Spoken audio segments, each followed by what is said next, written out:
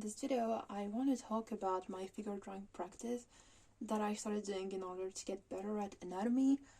But first, I have to talk about my history with anatomy because I've been trying to study this for some time now. So first, this is a study sketchbook that I've had since, as you can see here, 2024. So I started by trying to study the skull, and as you can see, I only lasted for a day because I stopped after that. And then I drew a bit more in 2024, but basically I stopped. I stopped, and the first big thing that I did was studying anatomy through a pretty good YouTube channel that I'm gonna link in the description. I talked about it in the previous video. It's from the YouTuber named Kaisem, and he's basically having this thing called a Cara Design Bootcamp. So these are notes that I took watching his videos, and as you can see, they're pretty detailed. So, for example, this is the face and the neck.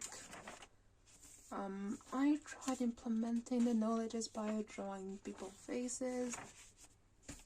Then this one is about eyes, nose, lips, the ears, and the mouth. And basically, yeah, it's a bunch of really interesting things to know about anatomy with the vocabulary that goes with it. And then the other class that I took, it's specifically on the anatomy of the face. It's by Marco Bucci. He also has a YouTube channel that I'm gonna link. And yeah, this one was also really good. I didn't know there was so much to know about the face, honestly. Looks like scientific notes because it's pretty in-depth about different planes of the face, the different muscles too. Really cool to know. I learned about the Asaro head. I didn't even know that it was a thing. I mean, to begin with, I didn't even know that the face had plane, and people were using it to draw more accurately. But now I know. And it definitely helped me a lot with my illustration. But the issue that I faced after following all of these classes and taking all of these notes is that I didn't really know how to apply these knowledges, because it's one thing to take notes and to know about the different features of the body, but it's another thing to actually apply these knowledges. So that's why I started this small sketchbook that I also showed in a previous video. It's basically a sketchbook inside of which I only draw people. I'll hopefully do a sketchbook tour soon. This is the page that I drew, and you should find the video on my channel. But basically, inside of this sketchbook, I decided to draw only people using non-erasable tool in order to apply these knowledges. And I think it was really good exercise. I finished it, so I should start a new one. And the latest thing that I've started doing is the figure drawing routine that is the main focus of today's video. So I currently have 3 sketchbooks, 2 of which are full of drawings already that I'm going to show you, and this is the one that I'm currently drawing in. So this challenge, I'm going to show you this one. So this challenge or routine, whatever you want to call it, it's pretty simple and pretty straightforward. The idea is to draw every day 60 1-minute figures for 6 months. So I randomly came across this routine on YouTube. I saw someone making a video about it because it's the routine that they were following, and at the time I had kind of dropped any kind of anatomy routine, I mean, except for the previous sketchbook that I showed you in which I was drawing people. I wasn't really doing much. So on a whim, I decided to do this. I was like, why not? I have the time. It takes a lot of time. I mean, 1 hour a day can be pretty heavy, but well, I decided to do it, and I'm still doing it. It's been over 2 months, I think, because I started on the 31st of August. On the 31st of August, and I guess I can see some improvement already. So this is the first few drawings that I did. As you can see, first of all, the biggest difference is I was using a pencil, which I'm not doing anymore right now. I'm just using a pen. And one big thing, I wasn't finishing all of the drawings. I do have a really hard time drawing the head, placing the head at the right size on the body. So well, you can see on most of the early drawing there was no head, and then as I progress, another big thing, I also used to draw the clothing of the people. Here you can see.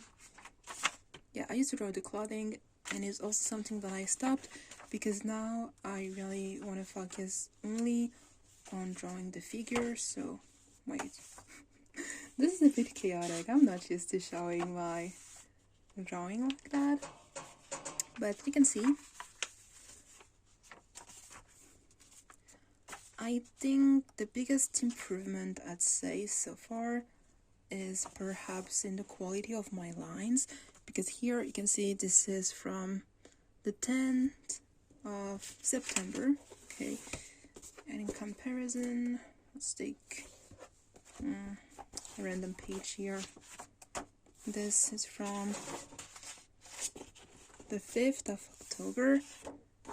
You can see that generally my lines are more clear here. I feel I'm better at capturing the motion of the body with one singular line, whereas before, well, I had a bunch of lines. So this is nice. And yeah, it's really good, honestly. I do find it pretty fun to do.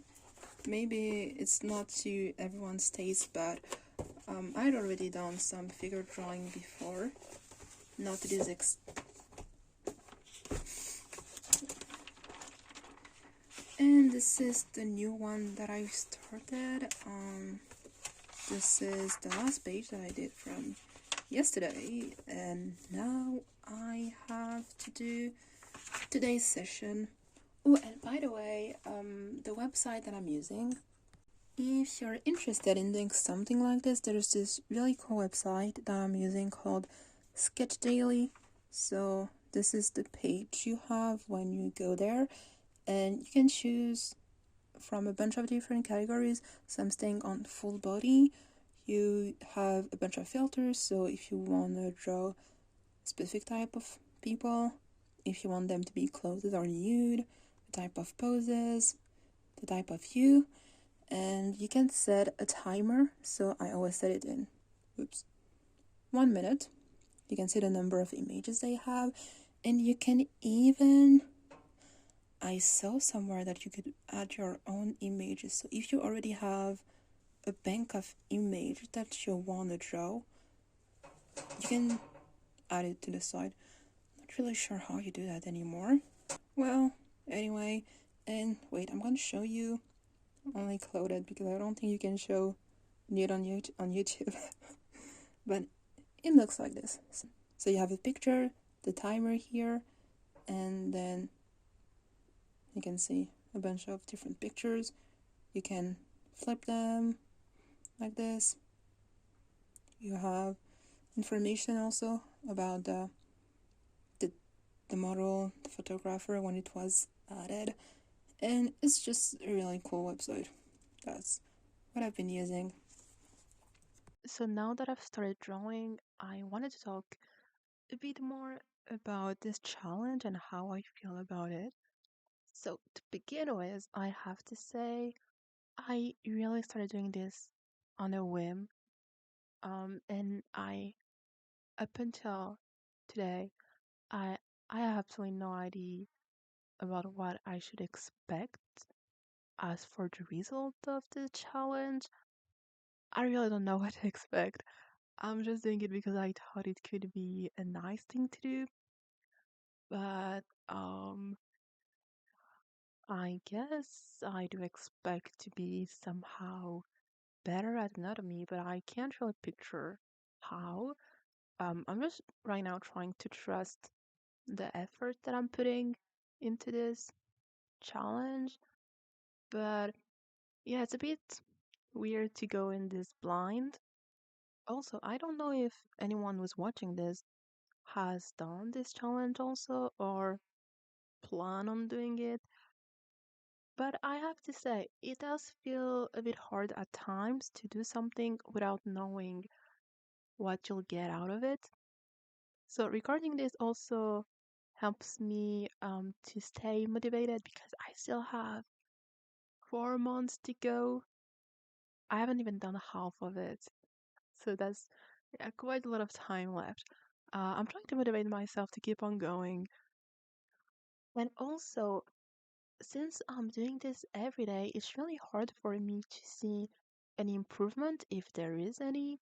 I mean, earlier I did show some improvement that I saw looking back, but it was my first time seeing it, and I only saw it because I took the time to watch it.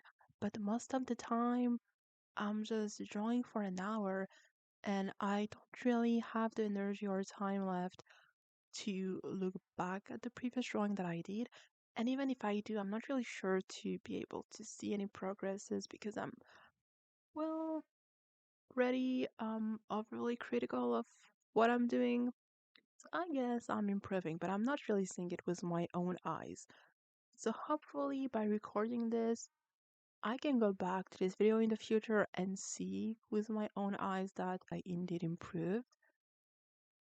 Also, a second thing that I found really important in my process of doing this, and that I heard in the original video that I'm gonna link in the description, by the way. So the video that I watched that made me want to do this challenge, it was basically a video of a person showing this routine that they did and explaining why they did it.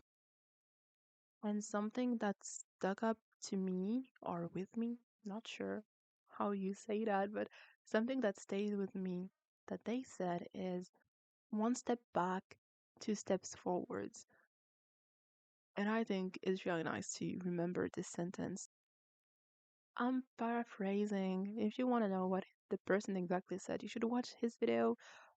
But basically, I think the overall idea was to say it's fine if what you're drawing today doesn't look as good as what you did the previous days because just the fact that you're still doing it is enough for you to progress.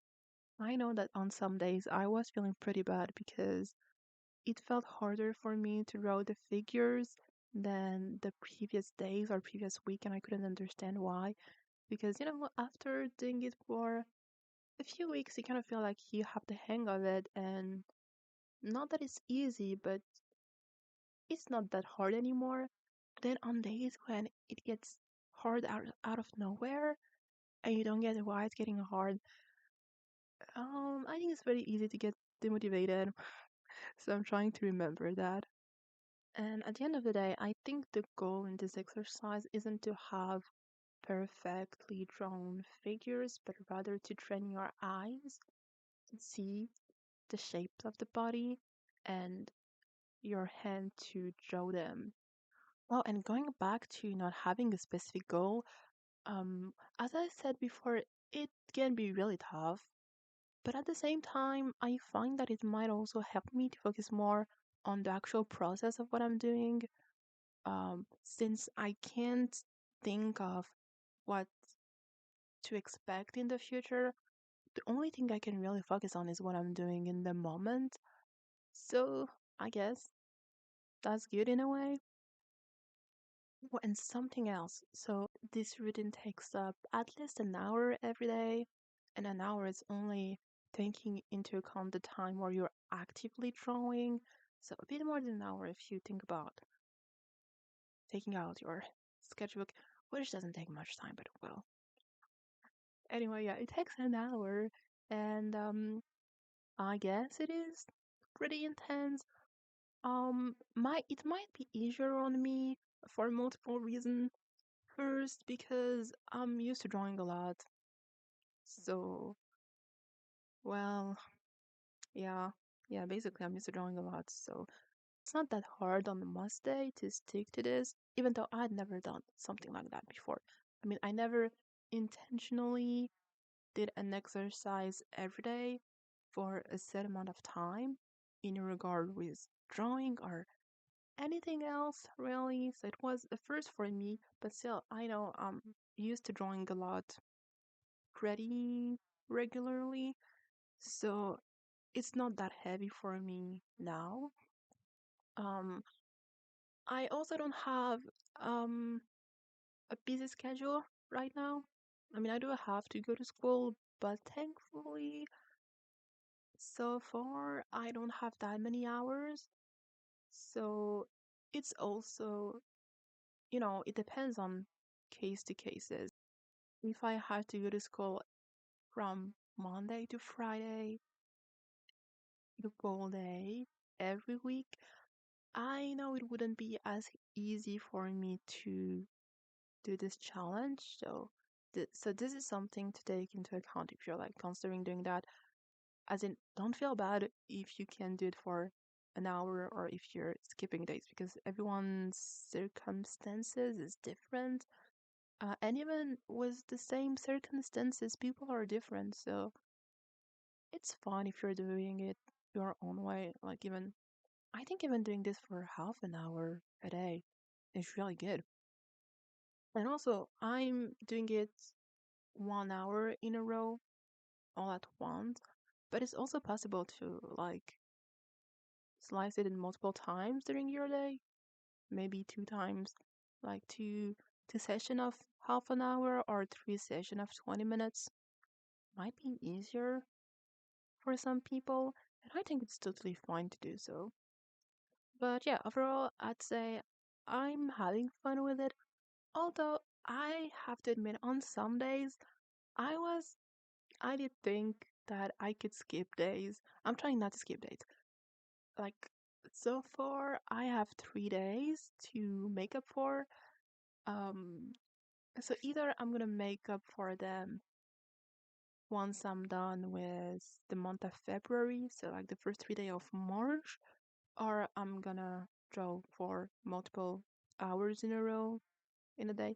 I did that already. Like, I know on 2 days, I think I had to make up like maybe six days, 5 or 6 days so far, and I already made them up. Like, I accumulated multiple hours in one day.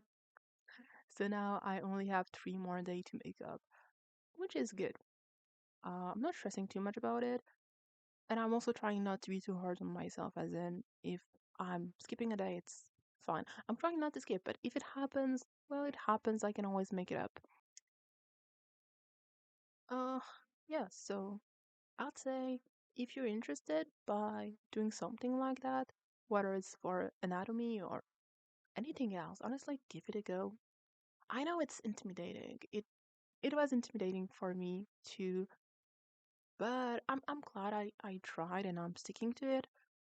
It's fine if you try and like you have a less busy schedule than me, like maybe once every 2 days or once every week even.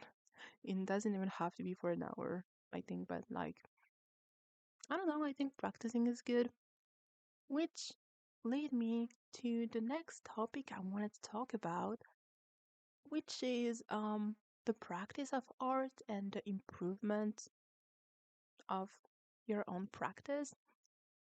And I have quite a lot of things to say about it. I hope it's gonna make sense.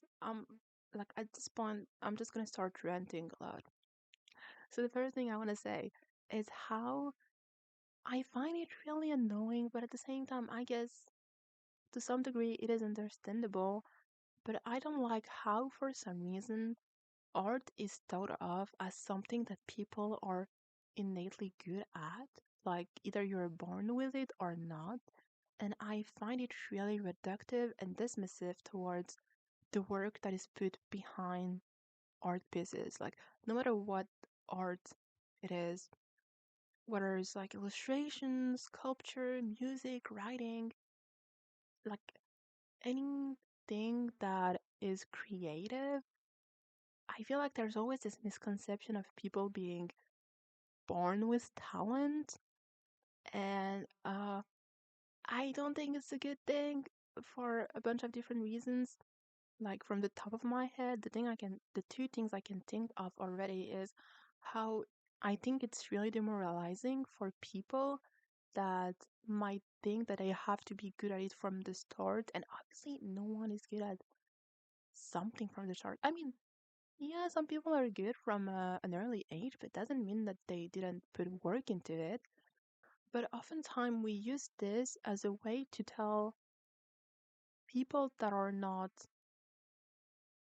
at that level yet that they won't be able to reach it since they weren't born with it, which is honestly sad. And also, I think it's really dismissive to consider someone as a genius or calling them a talented person in a way that dismisses all the work they put into what they're doing.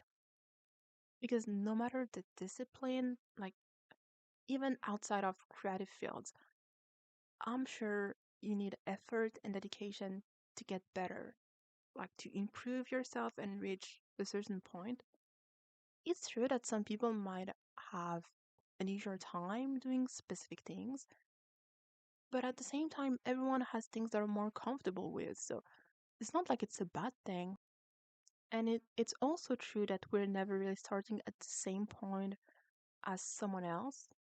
But no matter where anyone is starting, we still have to put work into what we're doing in order to get better. So, yeah, I don't like how people are being dismissive of this effort by calling people talents or genius.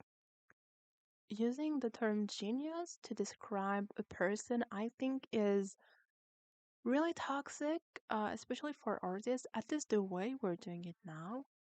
Because imagine seeing, like being an artist yourself and seeing a bunch of nice art around you and thinking that everyone that produces it is a genius and that they're producing it without any problem or struggle.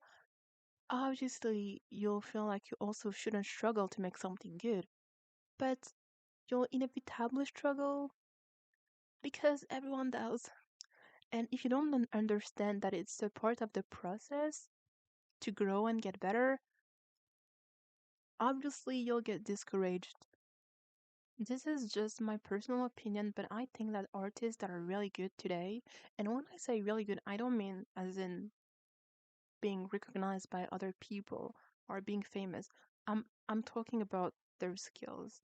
So artists that are really good today, I feel like they are the one that acknowledged their own weakness and worked on them without being scared or hiding behind the idea that they were not a genius to do certain type of art. Because I think in reality you just need to learn, practice, and build your skills. And yes, it might sound way easier said than done. I mean, I'm doing it. I'm doing it, so I guess I can say that. It's easier, it's obviously easier to say it than to do it, but yeah, honestly, I think it's just work that goes behind it. I don't know about you, but I know that I used to feel so bad seeing young people like 13-year-old, 14-year-old posting their amazing art on social media. Like, I feel like every artist went through this, going through a random social media app and seeing this wonderful art and then looking it up and saying that the person who did it was a kid. I think it's a universal experience at this point. And I know at the time, well, it did happen multiple times. It made me feel bad because I thought that they're that good at this age. Meanwhile, I can't produce anything like that, even though I'm older. And sometimes it feels a bit hopeless. And once again, I know it's easier said than done, but it's really not good to compare ourselves with other people in that aspect because it's literally like we're getting nothing out of it. Instead, even though it's harder, it's better to acknowledge our own weaknesses, to work on it and improve it, like facing the reality, which is what I'm trying to do by learning anatomy.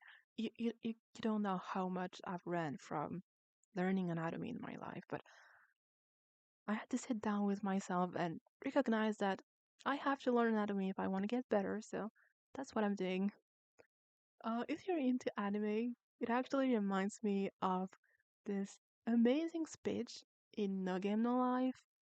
I mean, if you've watched it, I'm sure you know which speech I'm talking about. I'm talking about Sora's speech when he was talking about the human race. Even if you're not into No Game No Life, but you're into anime, I would have advised you to go listen to his speech. It was super good. The whole point was basically to say, yes, we're weak, but it doesn't have to be a bad thing. We have to acknowledge our weaknesses first, and that's only from there that we'll be able to improve them because there's so much room for improvement. So it's a good thing. Like there are so many things we can do. That's basically the speech in a less eloquent way, but I really like this speech. I think it's one of my favorite lines from the whole anime. Now, another thing that I want to talk about is how art takes time. I didn't mention it in my previous video, the one where I'm drawing inside of my sketchbook, but art takes a lot of time. Like, art is a long process. But nowadays, once again, I'm gonna say, I'm sure it's because of social media, or at least a big reason is because of social media. Like, if you wanna be a relevant artist on the platform and you want to have people following you need to be active. That's how it works. So if you need to be active, you have to post stories every day, post like literal post pictures every week. And to post picture, you need to have completed drawings because most people they don't wanna put unfinished art or art they're not satisfied with on their Instagram page. Yeah, I'm only talking about Instagram at this point because I don't know other social media platform, and Instagram is the platform that I'm the most used to when it comes to sharing art. So yeah, it's like you constantly have to make art quickly, and the art that you're producing that quickly has to be perfect too. No wonder people are starting to feel bad about it. And I feel like in general we have a lot of mm, quick expectation, or like we expect things to be really fast and quick. Maybe with life in general nowadays, like, yeah, there's too much to say about this subject, but let's stay focused on art. For example, this challenge that I'm doing, it's 6 month long. I'm pretty sure most people, and it's not a critic, I'm not criticizing, because I would have done the same in the past too. But most people that are looking to improve their art, I feel like most of the time, even myself, I'm including myself in this, we're looking for quick way to improve because we want everything to be quick. And that's why when you look up art tutorials on YouTube or way to get better, oftentimes you'll see that the word fast is mentioned or quick. And although I think there's a lot of things you can improve in a rather fast way, art takes time in general, and especially getting better at it. I know from my own experience of, well, doing this and drawing other stuff before, that trying to improve your art in the long run is can be a pretty lonely and long process because, well, maybe it's just me, but I'm drawing by myself. I don't have, I don't know if you can call it an art support system, as in I'm not in an art school, or I don't have people that I'm drawing with that might have the same goal as me to improve my art. So I'm kind of the only person that understand how it feels, and I don't have people that I'm talking to that can relate to what I'm doing or that I can relate to. And then, as I mentioned before, it's actually really hard to see your own progress when you're in the process of improving. So it does take a lot of discipline and commitment to keep on doing it, and it can be really hard to find motivation to do it, especially when you're on your own. So now I wanna talk a bit, I mean, not a bit, I'm gonna talk. I wanna talk about some of my inspiration and motivation, and it is mostly manga. Yeah, only manga. Okay, I'm gonna talk about manga that inspire me. Oh wait, maybe not only manga. I'm gonna talk about other things too, but mostly manga and video games. So first of all, why manga? Because I'm really into manga. I've read so many. I've read so many manga, and I always loved the training arc. Like the training arc has always been one of my favorite arc in every manga. I always loved seeing the characters being faced with their weaknesses, acknowledging them, and then working super hard to get better. And then I found out about manga related to art. And I want to talk about some and recommend some as well because I'm so happy that we now have more art related manga. This is so cool. Okay, so the first one, you might know it because it's pretty famous.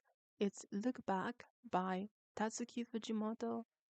Tatsuki Fujimoto is also the author of Chainsaw Man, which I haven't watched nor read.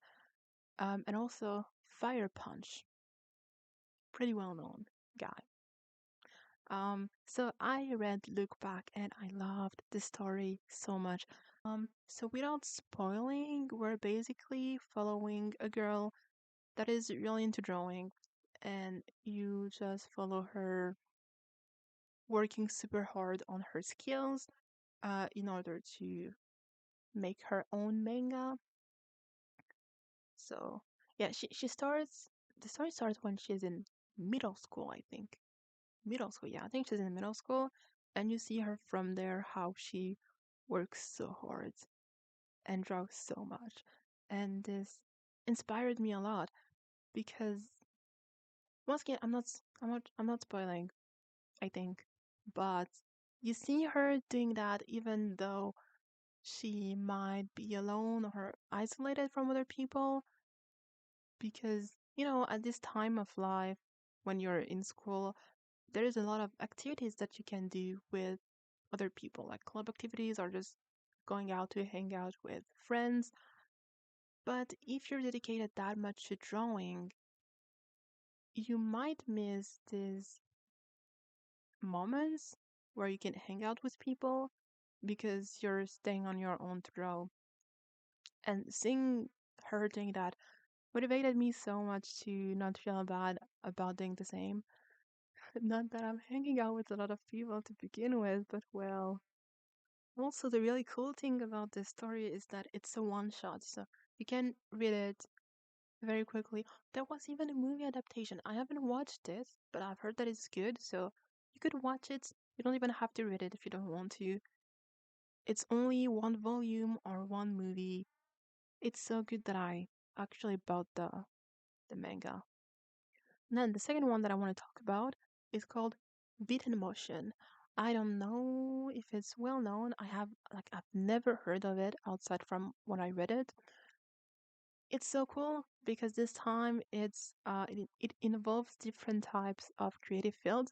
So we're following this guy that is into animation, and it's really interesting because he used to be in a band. I think he was playing the guitar, and people loved him and his band so much and were calling him talented. But he realized that he didn't actually like it that much and he wanted to focus more on animation because that's what he was actually passionate about. Passionate about? He was really into animation. So he decided to quit um, the band, even though people were praising him for it. And he just got really into animation. And you follow him trying to get better at animation and achieving his goals. So just his character, I find it, I find him so interesting because I know a lot of people that are being praised for a specific thing that they might be good at, but they might maybe enjoy doing something else more, and they could feel like they can't really do the other thing they want to do because it would be a waste or something like that. But honestly, I think it's always better to give it a try. Like if there's something you really like and you want to give it a go, it's never it's never a waste to try it. So that's the first point. The second thing is that this is not actually the whole story. It actually also involves romance in a really clever way and friendship too.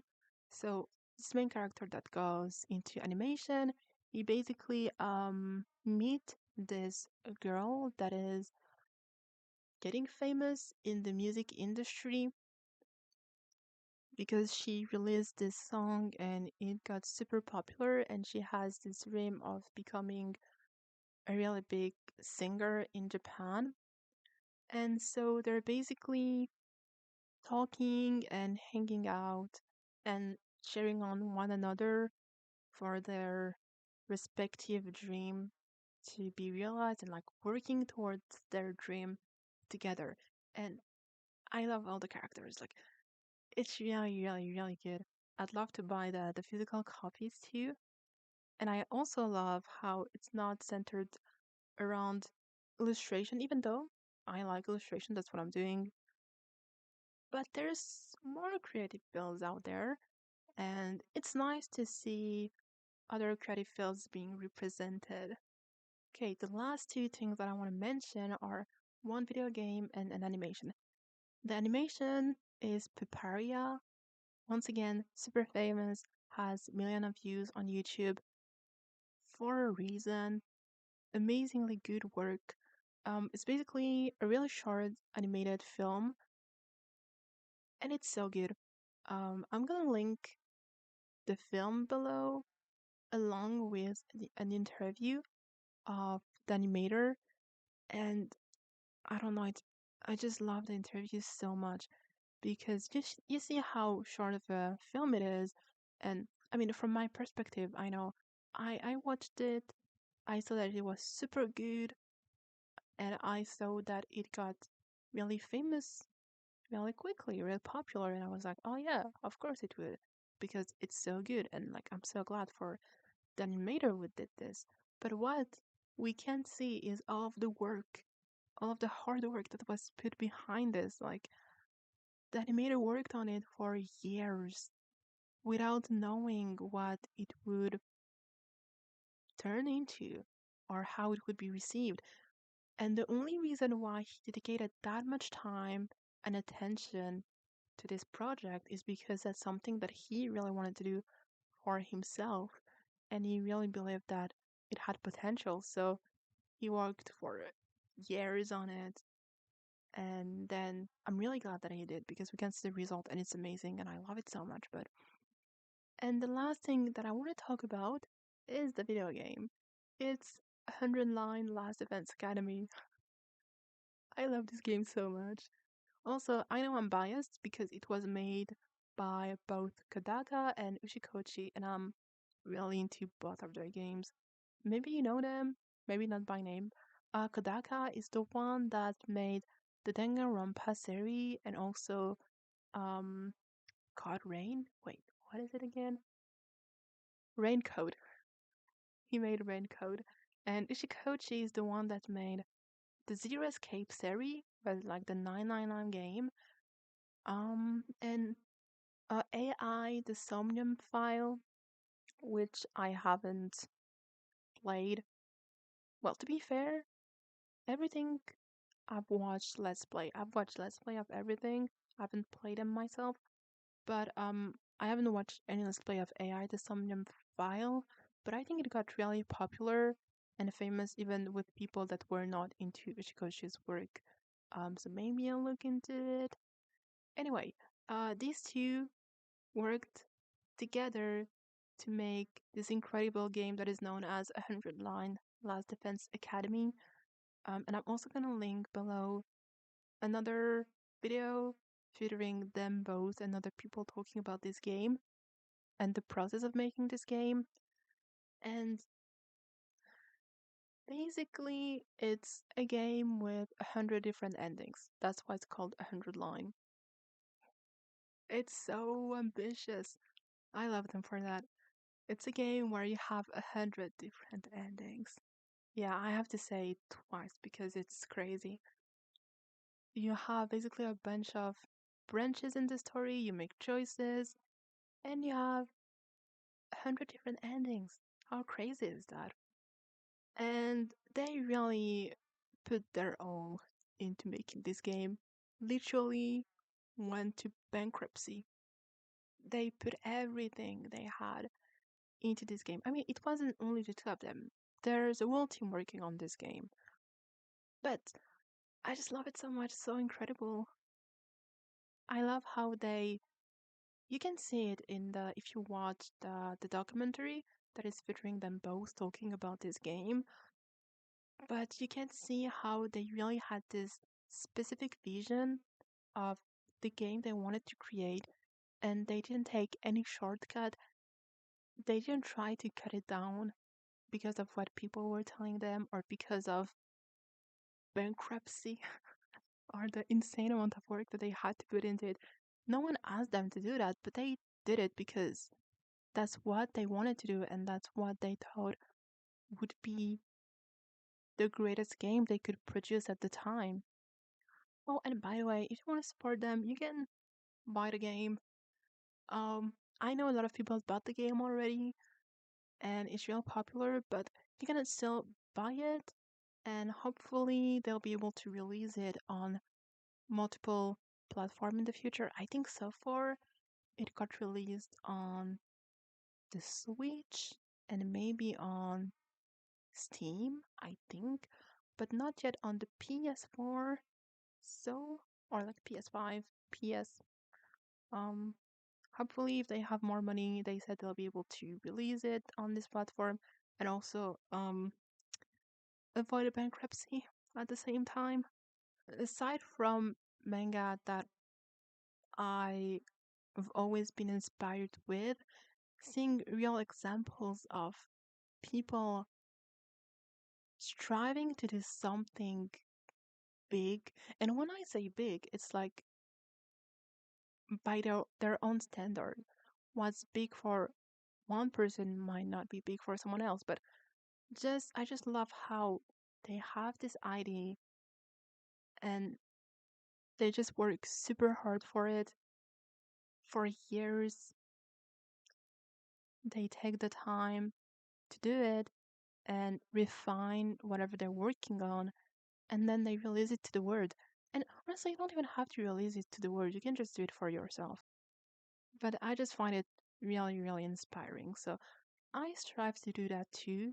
And no matter the end result, I just want to do my best and work on something that passions me.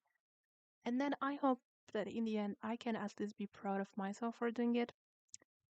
Because honestly, I think every artist, or at least me, when I'm doing something, I'm doing it for myself first. And in my opinion, there's nothing wrong in indulging with what you want to do and what you like.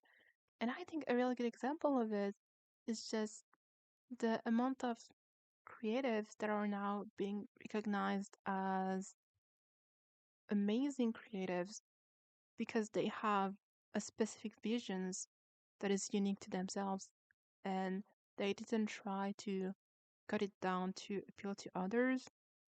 And just like the last two things that I mentioned, Paparia is literally 3 years of a man dedicating himself to this project by himself, and 109, a group of people with a unique vision that is super ambitious, and who pulled it off.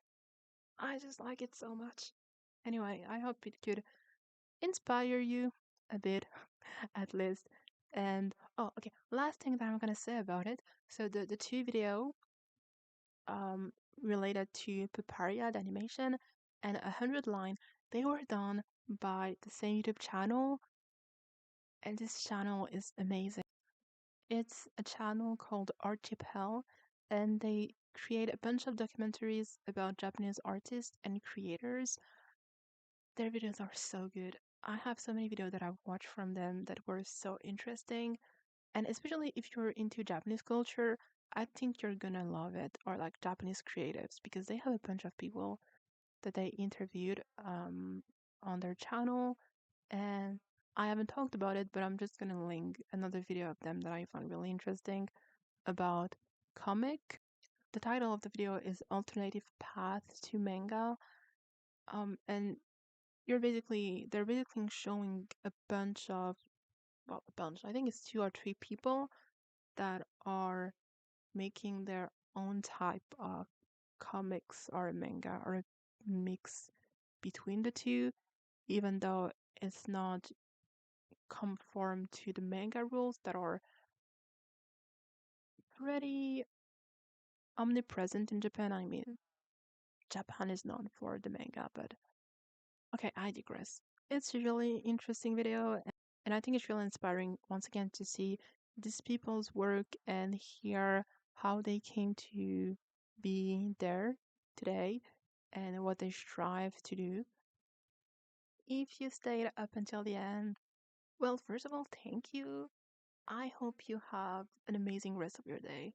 I mean, even people that didn't stay up until the end, I hope they have an amazing rest of their day. But like, if you're listening, I especially hope you have an amazing rest of your day, and I'll see you in the next one.